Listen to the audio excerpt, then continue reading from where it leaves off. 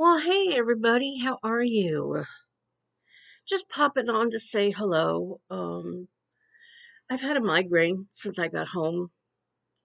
After I unboxed all my stuff, I had something to eat, but then I started getting the migraine right in the eyes, like I always do. So I wound up having to take my what's it called? Imitrex, I think it's called. And it does make me very sleepy and groggy. So I've been sleeping probably for the past 5 or 6 hours. I did work this morning. I had a good work morning and had to take the car into the shop. It's not a good outcome. So I am looking for. Actually, I did find some public transportation to help me get to work on Friday rather than a taxi, which is very, very expensive. And I will look into them helping me get to work for the next couple of months until I'm at the point where I'll have enough money to get a new car and get my finances a little better. So, and eventually I might be able to just stay home and not have to work. So that would be awesome. But for right now, I do need to work. So that's the plan for that. Then on the way to work this morning, I must have hit a patch of ice or something. And God was watching over me, boy, because that car did a 360 and I wound up next to the guardrail. If there hadn't been a guardrail there, I probably would have gone down the bank and died. So God was looking out for me today. That's for sure. That was one scary moment.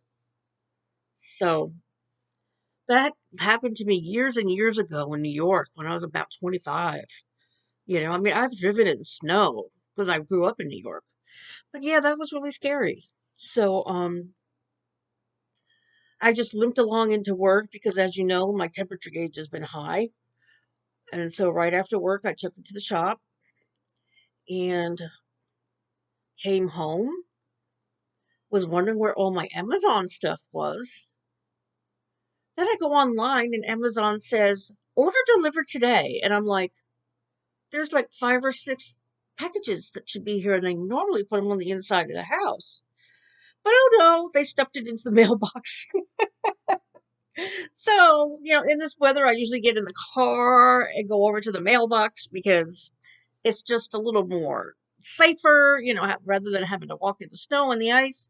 But since the car was in the shop, I got my big, big girl boots on and I went over to the mailbox and I got all that stuff. So, it's been an adventurous day, that's for sure. And, I'm just grateful that, I didn't get hurt and that my car didn't hit anybody. And it could have been a whole lot worse. So I'm very, very grateful to the Lord above for watching out for me today. So I hope you guys have had a better day than I did. Um, there was a time where I would get absolutely devastated about things like this, but for some reason I don't anymore. Um, I think that experiencing the death of someone that you've spent 32 years with is probably the most traumatic thing that could ever happen to somebody. I lost my husband, people lose their children. I mean, it's life changing and you realize it puts your life in more perspective as to what's really important to fret about and get upset about. That's why I'm so more laid back than most of the people on YouTube. Um, because I've been through the worst, really, as far as I am concerned for me. And it took me 5 years to be able to move forward from losing Dave after 32 years. And I'm finally in a good place with my family. And so I'm just a very lucky person. I've struggled my entire life. Even though my father was very wealthy, I had the best of everything materialistically. The emotional love was not there. Never heard the words I love you ever growing up. So I had no real emotional support from my father, definitely not from my stepmother. So, it was a little bit of a difficult childhood. I mean, yeah, it's great to have the cars and the clothes, and to be, part of an affluent family. But if you're not getting the emotional love and not being allowed to grow up and be yourself, you're being controlled and told what to do all the time. That's a hard way to live. It really is. And so, I envy so many of my friends who had loving, caring parents who actually talked to them about their lives and helped them with their life problems. I wasn't even allowed to talk about it. It was like, you don't matter. It was just really, really strange. So, going through that childhood, going through a first marriage of domestic violence, um, Dave was my life savior from all of that. It wasn't until I met him at age 25 that I started growing up.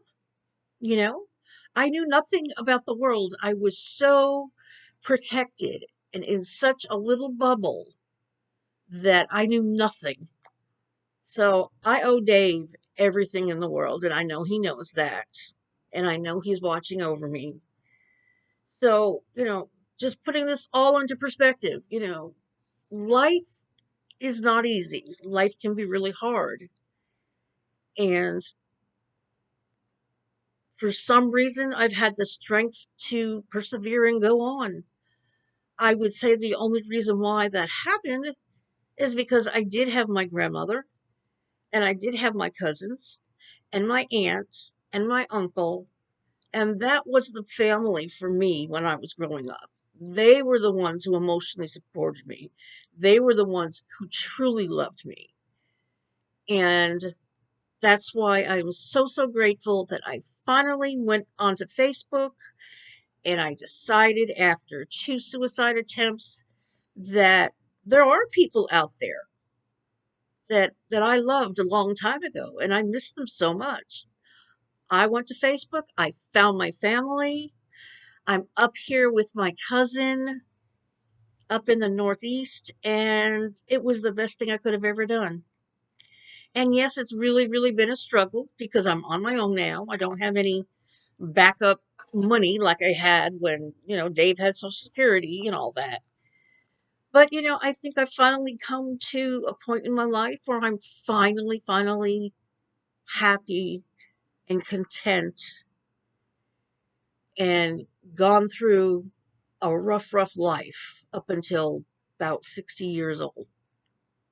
So that's what I base my calmness on. Like I'm saying, 40 years ago, I would have been crying and screaming and worried about my car and said, oh my God, I could have died. I mean, yeah, I could have died, but for some reason, it just doesn't, I don't know why it doesn't bother me. It just doesn't. I guess I've just come to realize that whatever's going to be will be. Some things we don't have control over. And I think a lot of YouTube people should take that into consideration. Maybe you haven't gone through the hard times that some of us have gone through. And you think that all this YouTube drama is so devastating that you all have to react and fight and, you know, the bashing. It's just, I've never seen such craziness in all of my life. It's like, people, don't you have a life outside of YouTube? Why are you all so invested and just, going at it? And it's like, it's not normal. It's not normal. Granted, we do have disagreements with people, and yeah, I've been guilty of being a brat sometimes. I'm not perfect. I'm not perfect at all. Uh, I try to keep most of my opinions to myself, but there are times I just can't, you know, and I've said things about people I shouldn't, and I do apologize for that. But for the most part, I would say I am pretty laid back. I'm very, very accepting of people, except for those whose beliefs really, really go against mine, and I don't like the way they treat other people. That's my big pet peeve, you know. Don't be holier than thou and self righteous and telling everybody that, not in so many words, but you can tell I'm better than you and, that type of thing. It's just not right and it's not normal. There should be life out of YouTube, people. It's just YouTube, just social media. Have fun. Love each other. It's 2020. It's time for peace and love. If you can't get along, if you feel like you have to constantly bash someone, you need to stop, look at yourself, and think, is this what I want people to think of me? That I'm a rotten person and that I call the cops on people and I call CPS on people and maybe I'm not normal. Maybe I need help. Now, granted, a lot of people don't know they need help, but for somebody to do things like that, there's something wrong. And for people to constantly do the same fighting back and forth, day after day, week after week, month after month, it's bizarre and crazy.